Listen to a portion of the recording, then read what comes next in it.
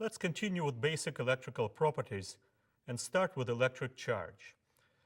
If an atom contains its usual number of electrons, the atom or groups of similar atoms display no electrical properties.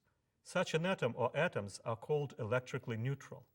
If electrons are lost or captured by the atoms, they become electrically charged. Positively or negatively charged atoms or combinations of atoms are called ions. Charged objects are attracted or repelled by forces that depend on the nature of the charges. Objects with the same charge repel one another, while objects with different charges attract each other.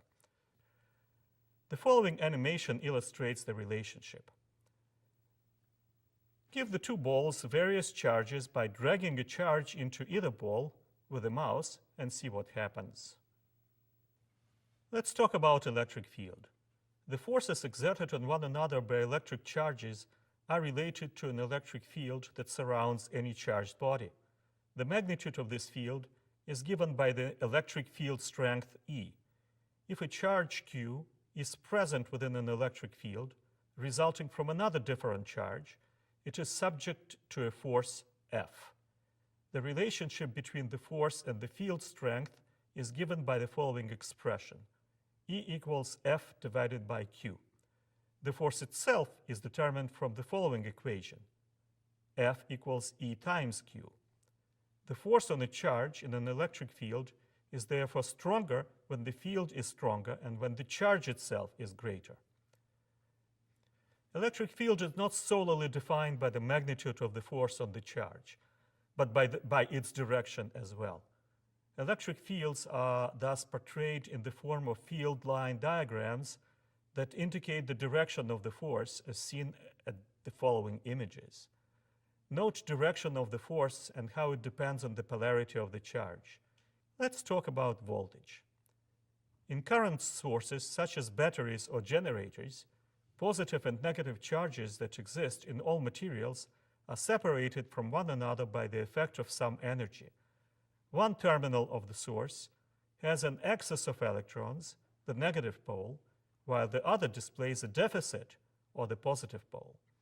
An electric field exists between these two charges, and the system will try to even this imbalance so that charges flow from one terminal to the other and generate a so-called electric current. If both poles are connected via conductors, the charges seek to even out by passing along these conductors and giving rise to a current. This involves the source, such as a battery, exerting an amount of work W on the charge Q that has been transported.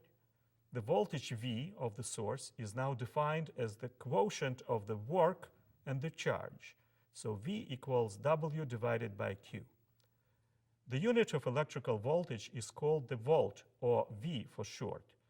A voltage can only exist between 2 points, such as the poles of the electricity source. The meaning of the concept of voltage can be illustrated by an analogy from the world of physics. The electricity source is equated with a water pump. A pump is able to exert an amount of lifting work on each gallon of water it raises up to a certain maximum height. So for each gallon of water, it provides a certain amount of energy. Let's take a look at the case sketched in the following graphic. Pump P2 has to exert twice the amount of work on each gallon as pump P1, since the height is twice as high. The quotient of the work and the volume is thus twice as large. The analogy with electricity would then suggest that the right-hand pump has double the voltage. That leads us to DC voltage sources. If the polarity of an electrical energy source doesn't change over time, it is called a direct current source. If the magnitude of the voltage is invariable, the source is termed as being fixed voltage source. Let's take a look at the graphics that depicts the circuit diagram symbol for such a source. We all know about galvanic elements. The principle of a galvanic elements involves using electrochemical processes to generate a voltage. Such an element contains two materials of different conductivity, such as zinc and carbon, that are used as electrodes immersed in the so-called electrolyte. Elements of this kind are called primary elements. The magnitude of the voltage produced by a galvanic element depends on the material used for the electrodes. Among the examples of such galvanic elements are common household batteries. These are available nowadays in a variety of shapes and forms. A typical voltage output is 1.5 volts, or some multiple of this number, 3 volts or 9 volts. Let's talk about power supplies.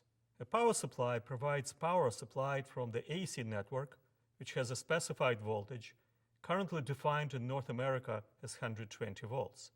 This usually involves using a transformer to step the voltage down to the required voltage for the appliance. In a stabilized power supply, a controller or voltage stabilizer will ensure that the output voltage remains generally constant in spite of changing load or input. Such power supplies are also available in many forms, such as adjustable laboratory power supply, shown here, or the fixed voltage supply that is often used for toys or music and games equipment. Other forms include plug-in power supplies, or the power supply in a computer that provides various different but constant voltage outputs. Now let's talk about electric current. As we discussed earlier, conductors possess a large number of free electrons that are able to move between atoms in the atomic framework. If there is no voltage across the conductor, the movement of such electrons is purely arbitrary, so there is no overall direction of motion or specific destination as shown in the following graphic. If a DC voltage is applied to the conductor, the electrons now flow in a specific direction through the conductor, and electric current flows from one pole of the voltage source to the other. We will start with direction of electron flow. Electrons flow in a conductor in the circuit outside of the voltage source from the negative of the source, where electrons are in surplus, to the positive pole, where there is a relative deficit of electrons. Inside the source, the electrons are forced away from the positive pole towards the negative. Take a look at the graphics. The source ensures that there is always a potential difference between the two poles. The electrons are not actually created by the source. The source merely sets existing free electrons in the conductors of the circuit in motion. Similarly, the electrical devices being powered that are generally called loads, such as a lamp in the circuit that you can see, they do not actually use up electrons. They just use some of the energy that the moving electrons carry. That leads us to direction of conventional current. Before the theory of electrons was developed, even though the terminology positive and negative has been chosen, it was assumed that any carrier of current was actually in excess as the positive pole and in deficit at the negative, so that current would flow from positive to negative. Despite the more recent knowledge about electricity, the assumptions about the direction of flow had been well established, and it was thought practical to stick to the convention that current flows from positive towards negative pole. Thus, the direction of an electric current is by convention in the opposite direction to the electron flow.